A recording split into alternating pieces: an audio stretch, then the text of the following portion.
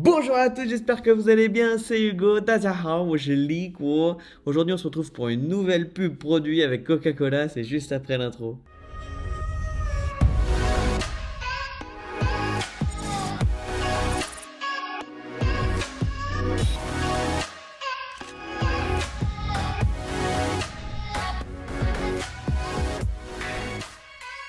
Avant toute chose, c'est pas du tout un contrat avec Coca-Cola, c'est moi qui ai choisi de faire ça pour développer le mini studio ici et le shooting produit. On voit ce que ça donne.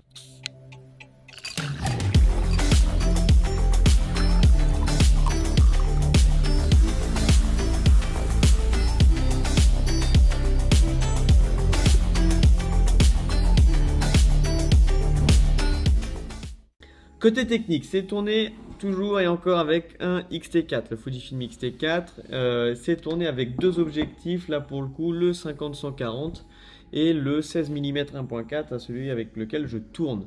On voit ce que ça donne du coup. Alors, pour commencer, donc fond noir pour ce produit encore une fois. Au niveau des lumières, j'ai la Neewer, le ring light de Neewer en haut pour avoir une lumière bien diffusée sur tout le produit et ne pas avoir des reflets trop marqués.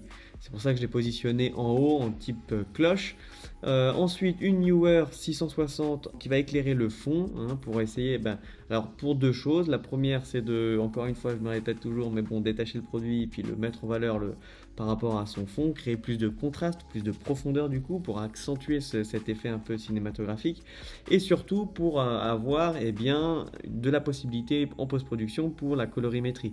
Si j'avais un fond tout noir, ce serait très difficile d'en faire un rose, un rouge comme je l'ai pu le faire ou un petit bleuté comme j'ai pu le faire là sur ce que vous avez vu. Ensuite, je positionne ma backlight, donc cette petite fork glass qui est très pratique, qui va pouvoir venir éclairer la bouteille de coca par derrière et la mettre encore plus en valeur et créer des beaux reflets avec cette couleur rouge à l'intérieur forcément du coca. J'ai appliqué également un gel hydroalcoolique sur la bouteille pour pouvoir donner un effet un petit peu brillant, un petit peu éclatant pour pas avoir un effet plastique ou avec certaines traces de doigts, même si ça peut se laver, mais essayer d'avoir un côté un peu glowy, comme ils disent en anglais, ce qui va améliorer le rendu. Et puis, pas très compliqué, positionner la backlight, donc cette petite fork glass, vers le haut pour avoir un reflet sur la bouteille, le petit reflet rouge qui se retrouvera aussi sur mes doigts, qui était assez sympatoche. Ensuite, pour la deuxième scène, c'est avec le dolly, encore une fois, de chez Neewer, ce petit robot qui est vraiment génial pour être autonome du coup dans les tournages et de ne pas dépendre de quelqu'un pour les mouvements. Ici, j'ai choisi de faire une scène avec des glaçons, des glaçons qui se montent dans un verre tout simplement. Oui, d'ailleurs, ça me rappelle que ne pas oublier de bien créer son storyboard. Au début, comme à chaque fois, le storyboard c'est hyper important et là je l'ai respecté à 70-80% encore une fois. J'ai pas mal coupé des scènes au final et tourné d'autres que j'avais pas forcément dessinées. Donc ici vous pouvez me voir opérer les focus puisque je tourne toujours en manuel. Et j'avais envie de créer une scène qui, la première fois, c'était pas satisfaisant. Je voulais avoir un fond en dégradé, un côté sombre et un côté lumineux, ce qui serait inversé au niveau de ma main, un côté lumineux et un côté sombre. Donc le côté lumineux de ma main serait avec le côté sombre du fond et le côté sombre de ma main serait avec le côté lumineux de mon fond. Donc vous voyez, en image c'est beaucoup plus pratique. C'est pour ça que j'ai installé du coup une backlight qui illuminait plus le fond pour pouvoir avoir ce dégradé de lumière. Et comme vous pouvez voir du coup, en appliquant la règle des tiers, comme ça c'est encore plus satisfaisant. Ensuite, forcément, on nettoie toujours le verre. Je l'ai positionné un peu plus en hauteur par rapport à la hauteur du dolly. Et puis, je suis venu du coup éclairer par le haut avec le ring light, pareil. Et puis, vous voyez que ça se règle avec la petite télécommande, qui est ce Neewer, c'est très pratique. Cette scène, je l'ai tourné deux fois. Le problème de ce petit dolly, c'est qu'il peut y avoir des petites saccades. Surtout quand on tourne à 120 images par seconde, vous pouvez le voir, c'est un tout petit peu saccadé, même si pour les plus aguerris d'entre vous, vous pouvez voir au montage du coup que c'est stabilisé. Ici, pour cette scène, en fait, j'ai pas fait exprès. je suis revenu avec le dolly de la même manière. En fait, on peut inverser et puis revenir sur le même trajet qui a été fait. Et j'ai pas fait exprès. Et en fait, elle était magnifique. Et puis le glaçon s'est positionné pile sur la ligne de force. J'ai eu un dégradé avec le fond. Voilà, c'est pas fait exprès. Et c'est top. Et c'est top quand ça donne des trucs comme ça. Au fait, n'hésitez pas à vous abonner. J'essaie de développer cette chaîne pour déjà partager le plus de connaissances possible et puis gagner en expérience forcément. N'hésitez pas à me lâcher un pouce, à mettre un commentaire pour avoir un retour, ça fait toujours plaisir. Et puis on continue avec une scène qui m'a été inspirée de Steve Gerald. Steve Gerald qui est un visual engineer à New York, qui est un monstre dans la matière, dans le shooting produit, avec des robots incroyables. Bon alors lui, cette scène, il l'a faite avec un robot forcément automatisé qui tire de l'eau derrière le produit, voilà, avec des télécommandes. Alors que moi, j'ai utilisé un 24 mm qui est super précis. Non, sérieusement, c'est assez cool, en fait, c'est assez fun de pouvoir faire ça. Vous voyez que j'ai positionné la forklaz en bas pour essayer d'avoir des reflets aussi venant par le bas. J'ai rajouté une Neewer 660 en 3/4 face, mais c'était peut-être pas une super idée parce que les reflets sont un peu bruts. Soit il aurait fallu, je pense, une plus grande lumière qui est plus proche, plus intense, plus diffuse pour plus d'harmonie au niveau des reflets. Alors là, vous pouvez voir ce premier reflet qui est pas très beau, donc du coup, je l'ai coupé après au montage et on commence la scène juste ensuite. J'ai pas fait exprès de le positionner sur la règle des tiers. Super. Et puis, enfin, j'ai tourné cette scène peut-être 5-6 fois à coup de pistolet, j'en ai foutu partout. Mais bon, voilà, les reflets, comme vous pouvez voir, c'est pas le meilleur du meilleur. C'est pas très satisfaisant, c'est un peu trop, on voit trop en fait, même celui du bas là. C'est assez dur sur du plastique, bon bah à perfectionner, à améliorer. Ensuite, je n'ai pas mis cette scène puisque en fait le verre qui était positionné donc du coup sur ce petit dolly n'était pas droit.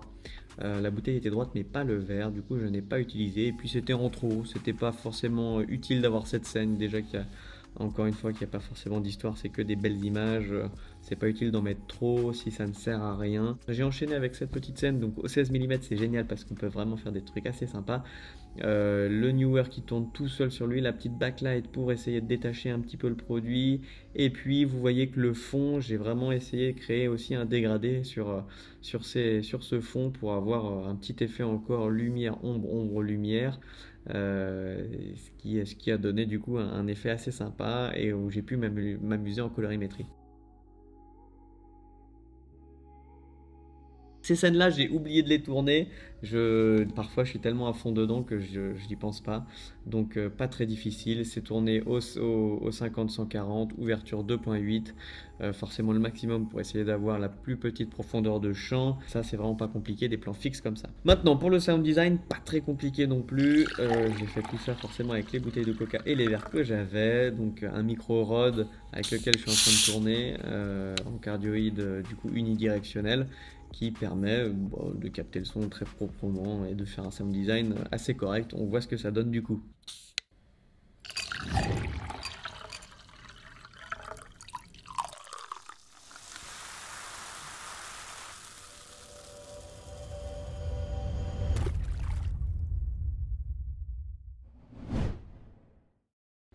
Et maintenant avec la zik, avec la musique.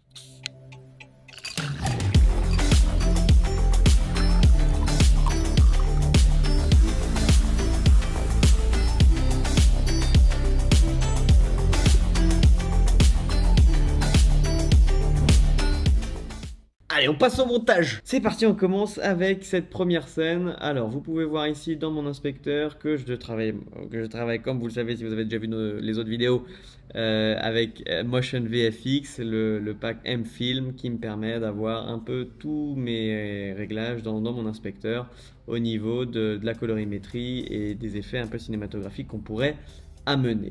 Là, le plus dur, et je vais me concentrer là-dessus aujourd'hui, c'est la colorimétrie. C'est si je sélectionne mon premier plan plutôt, c'est de voir déjà de commencer toujours par la balance des blancs. La balance des blancs, je l'avais réglée, alors là je m'en souviens plus sur le coup, mais j'ai dû prendre une feuille blanche pour avoir mon blanc bien blanc et d'avoir une balance des blancs le plus neutre possible pour pas qu'il y ait une dominance de couleur qui prédomine, ni chaud ni froid.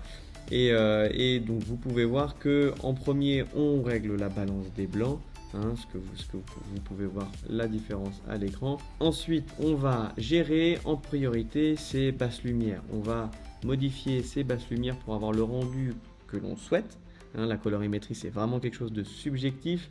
Vous allez du coup amener vos basses lumières jusqu'à, grâce à la luminance ici à gauche comme vous pouvez voir, atteindre au maximum 0. Ne dépassez jamais 0 en bas, sinon vous allez perdre des informations dans les basses lumières, ce qui serait dommage. Donc c'est vrai que généralement garder un niveau entre 0 et 25 au niveau des basses lumières.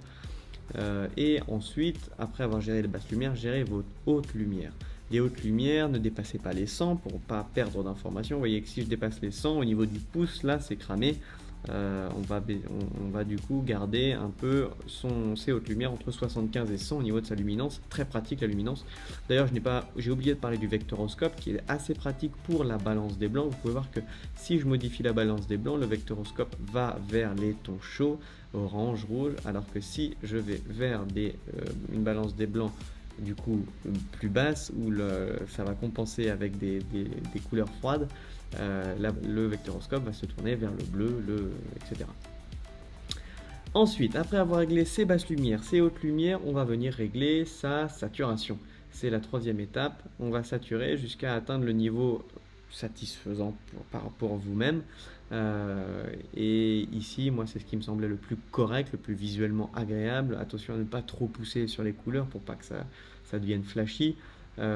Inutile de... Alors, ça, c'est quelque chose que je fais, mais après, chacun est libre de faire ça, mais de saturer les hautes lumières, les basses lumières. Vous voyez, si je sature les hautes lumières, la différence est très subtile. J'ai pas forcément besoin de faire ça, je préfère gérer avec mon master du coup le niveau général. Après vous pouvez tester par vous-même. Ensuite, quand on a géré ça, donc 1 la balance des blancs, 2 les basses lumières et les hautes lumières, et ensuite en troisième la saturation, on va gérer un petit peu le contraste avec les courbes de couleurs. Sur HCPX c'est quand même très pratique la colorimétrie. On va gérer un petit peu sa courbe pour créer plus de contraste, soit définir un petit peu plus les basses lumières, soit augmenter un petit peu plus les hautes lumières et créer une courbe bas et haut ici pour venir créer du contraste. Vous voyez que plus je monte, plus je vais créer du contraste. Si je baisse, moins je vais avoir de contraste.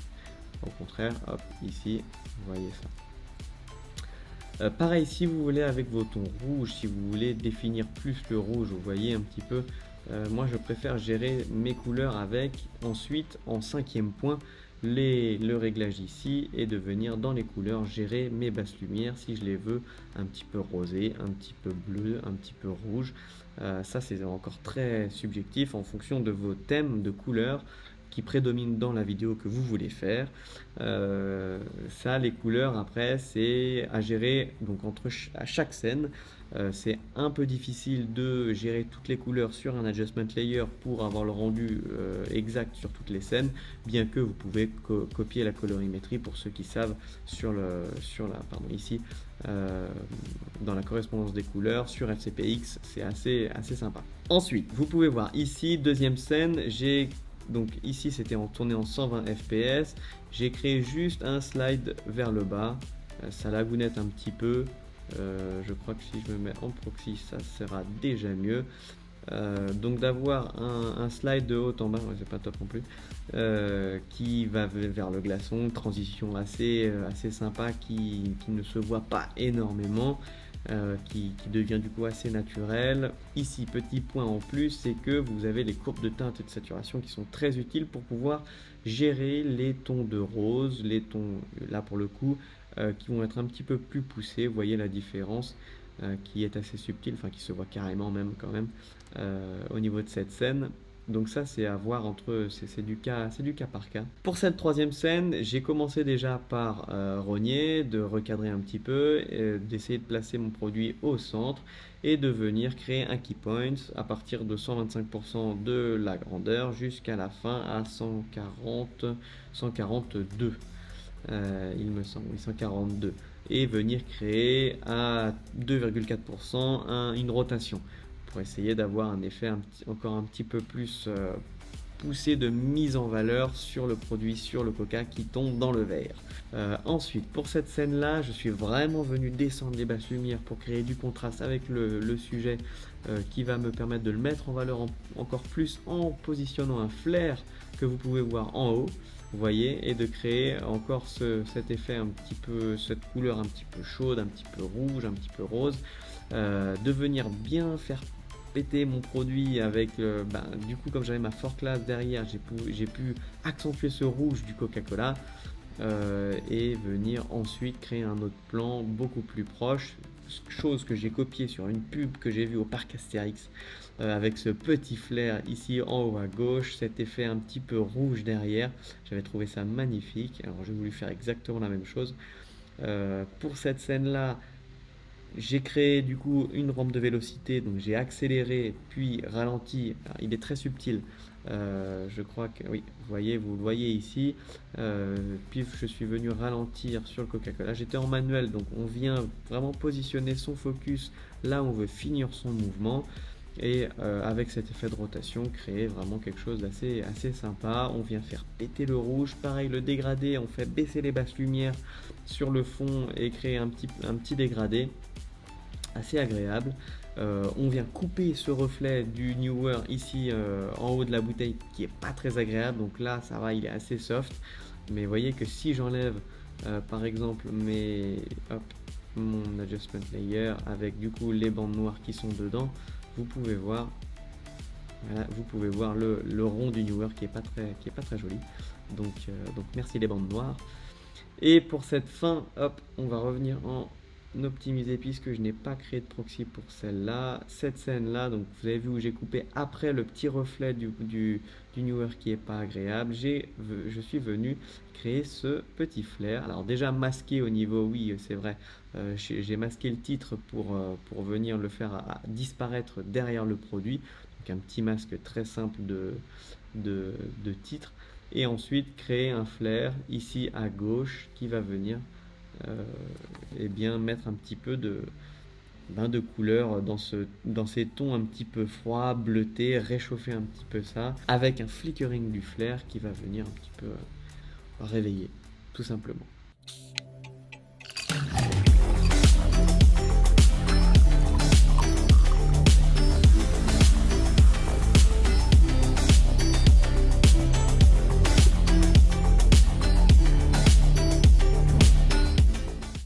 Et voilà, j'espère que ça vous a plu, j'espère que vous avez appris plein de choses, que ça vous a inspiré. N'hésitez pas à me lâcher un commentaire si c'est le cas encore une fois. Et puis moi je vous dis à très bientôt, prenez soin de vous, bye bye, ça tient.